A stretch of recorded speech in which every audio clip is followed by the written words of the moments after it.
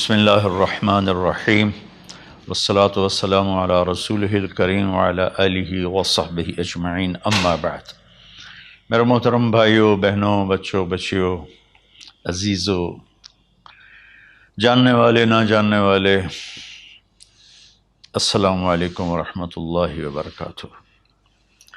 کچھ دنوں سے میں قرآن سے اللہ کی پسندیدہ ہستیاں کون ہیں، کہ اللہ کس کو پسند کرتا ہے، ولی دوست کو کہتے ہیں۔ تو اللہ کا دوست کون ہے؟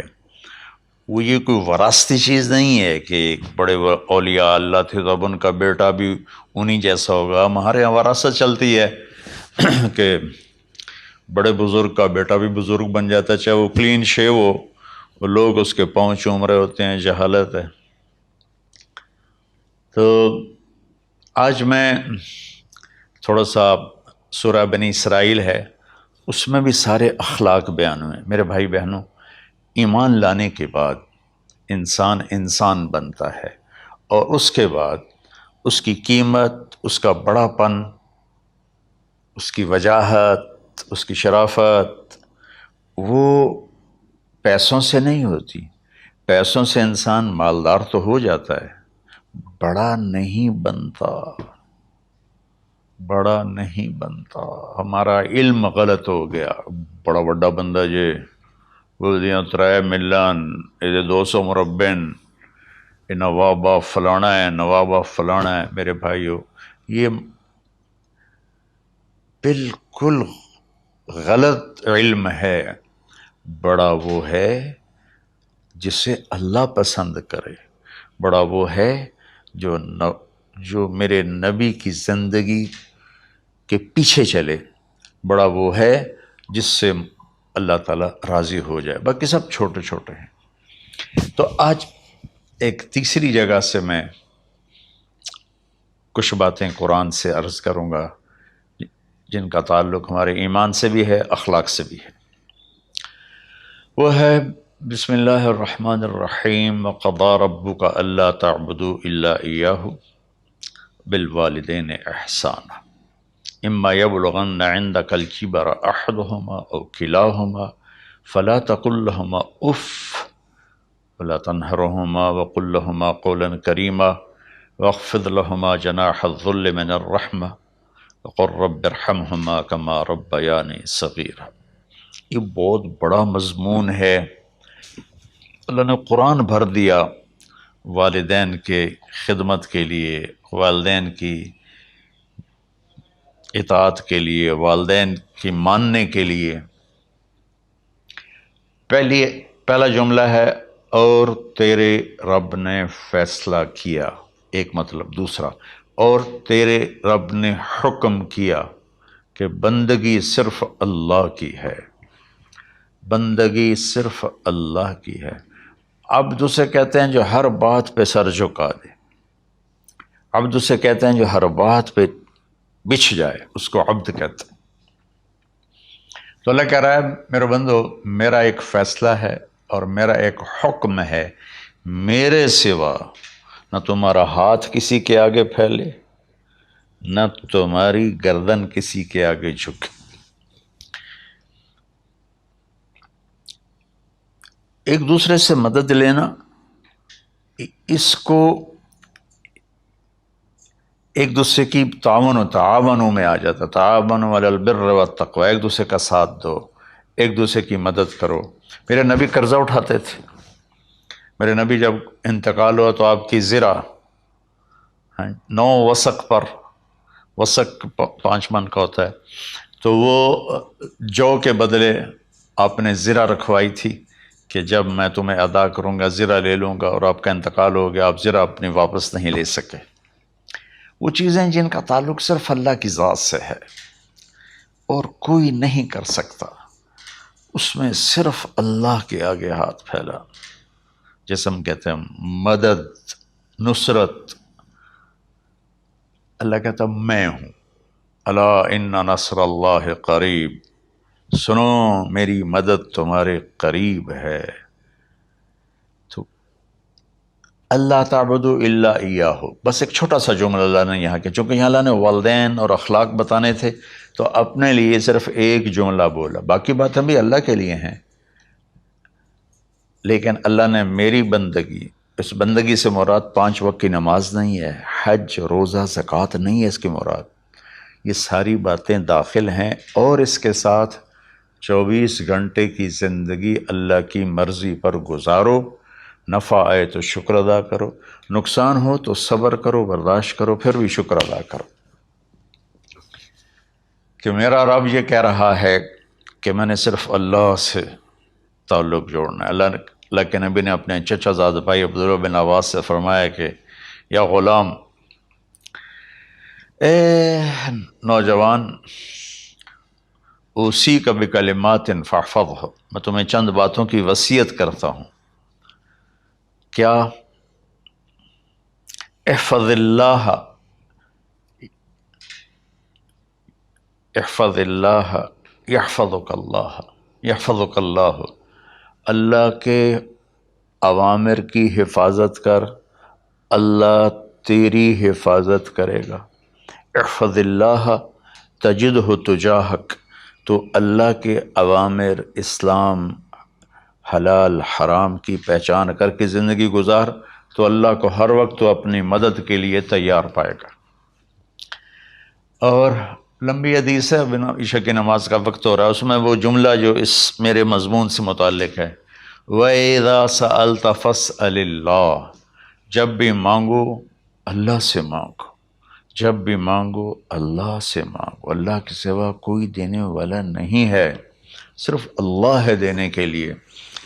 وَإِذَا اسْتَعَنْتَ فَاسْتَعِنْ بِاللَّهِ، اور جب مدد کے لیے ہاتھ اٹھاؤ تو صرف اللہ کو پکارو، جب ضرورت حاجت کے لیے، مدد کے لیے ہاتھ اٹھاؤ تو اپنے اللہ کو پکارو۔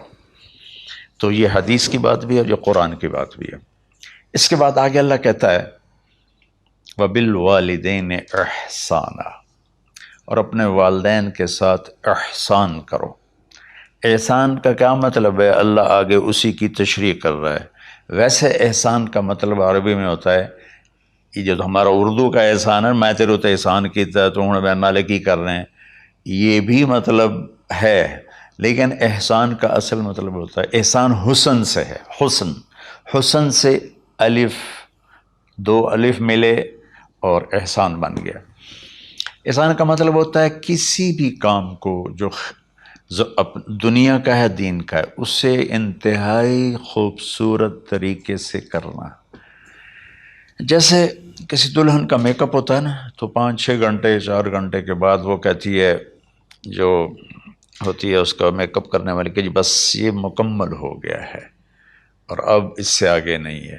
تو آخری انتہا، اچھائی کی آخری انتہا پر پہنچ کے کام کرنے کو احسان کہتے ہیں۔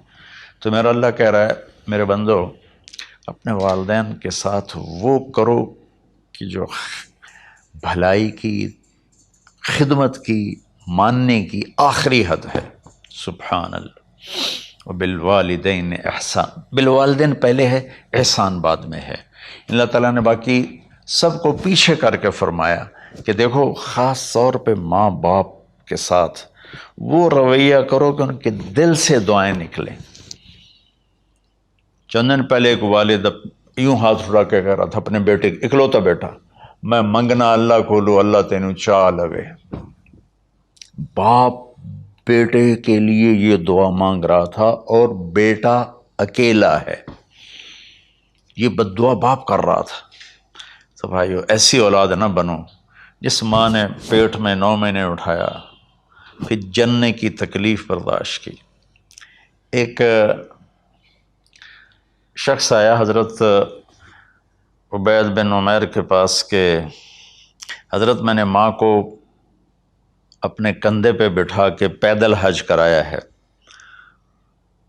مینا لے گیا، عرفات لے گیا، مزدلفہ، پھر مینا، پھر مکہ، تو کیا میں نے ماں کا حق ادا کر دیا؟ میں نے فرمایا ولا تلقۃ واحدہ، بیٹا ابھی ایک تلقہ کا حق بھی ادا نہیں ہو۔ تلقہ کسے کہتے ہیں؟ جب بچہ پیدا ہونے کا وقت آتا ہے تو ماں کو دردوں کی لہریں اٹھتی ہیں، وہ اتنی خوفناک ہوتی ہیں کہ ماں چیخ چیخ کے رہ جاتی ہے، اور بعض اوقات ڈلیوری لیٹ ہو جاتی ہے تو وہ تڑپتی ہے، روتی ہے۔ وہ جو لہریں ہیں نا پیٹ میں آتی ہیں جاتی ہیں، آتی ہیں جاتی ہیں، ایک لہر جو درد کی اٹھتی ہے اس کو کہتے ہیں طلقہ۔ میں قربان جاؤں، انہوں نے فرمایا بیٹا ابھی تیری ماں نے جو تجھے جنا تھا اس وقت جو تجھے درد، تیری ماں نے درد کی لہریں برداشت کی تھیں، اس میں سے ایک لہر کا بھی حق ادا نہیں ہوا، یعنی کہ حق ادا ہو ہی نہیں سکتا۔ یہ مطلب کہ حق ادا ہو ہی نہیں سکتا، کہ بیٹا ابھی ایک کا بھی نہیں۔ پھر حضرت عبداللہ بن عمر سے ایک شخص نے پوچھا کہ اچھا یہ جو آدمی تھا یہ خراسان، یہ ایران میں ہے اور افغانستان میں، یہاں سے ماں کو پیدل کندھے پہ بٹھا کے مکے پہنچا تھا، اندازہ لگا اس نے کتنی مشقت اٹھائی۔ اور عبید اللہ بن عمیر کہتے ہیں بیٹا ابھی ایک لہر کا حق ادا نہیں ہوا۔ یہی سوال حضرت عبداللہ بن عمر سے کیا ایک شخص نے کہ حضرت میں نے اپنی ماں کو حج کرایا ہے، سارا میں نے پیدل کرایا ہے اور کندھے پہ اٹھا کے کرایا ہے، تو کیا میں نے ماں کا حق ادا کر دیا؟ وَلَا زَفْرَةً وَاحِدَةً وَلَا زَفْرَةً وَاحِدَةً۔ ہائے ہائے، کہ بیٹا تیری ماں نے تجھے پالتے ہوئے جو تھک تھک کے لمبے لمبے سانس لیے، ہوکے بھرے، ابھی ایک ہوکے کا حق بھی ادا نہیں ہوا، یعنی حق ادا ہو ہی نہیں سکتا۔ تو احسان کے آگے تشریح آ رہی ہے۔ تو آج میں صرف اتنی بات کروں گا کہ میرے بھائیوں، میری بہنوں، میرے بچوں، میری بچیوں، اللہ کے واسطے ماں باپ کو دکھ نہ دینا ورنہ اللہ بھی ناراض ہو جائے گا۔ چند دن پہلے ایک بچہ بچی میرے پاس آئے، دونوں میڈیکل اسٹوڈنٹ تھے، کہیں گے ہم شادی کرنا چاہتے ہیں۔ تو بچی نے کہا جی میرے والدین ناراض ہیں، وہ نہیں، اس رشتے پر راضی نہیں ہیں۔ تو میرے باپ کہتے ہیں اگر تو نے یہاں رشتہ کیا تو تیری میری ایک درمیان ایک خط آئے، کھچ جائے گا ایک خلیج، ہم اس پار نہیں آئیں گے تو اس پار نہیں آئے گی۔ میں نے کہا بیٹی جس ماں نے تجھے 9 مہینے پیٹ میں پالا، 2 سال تجھے دودھ پلایا، تیری پوٹیاں پیشاب صاف کیا، تجھے پیمپر باندھے، تجھے اٹھ اٹھ کے راتوں کو اپنی چھاتی سے دودھ پلایا، کیا اب اس کا اتنا بھی حق نہیں کہ تم اس کی رائے کا احترام کرو؟ اتنا بھی حق نہیں ہے؟ تو میں نے کہا بیٹا میری کوئی رائے نہیں ہے، تو اگر تیرے ماں باپ راضی ہیں تو بسم اللہ ضرور کر، اگر راضی نہیں ہیں تو دیکھو موت تک تجھے ماں باپ کی دعا نہیں ملے گی، اور ماں باپ کی دعا نہ ملی تو کچھ بھی نہیں ملے گا۔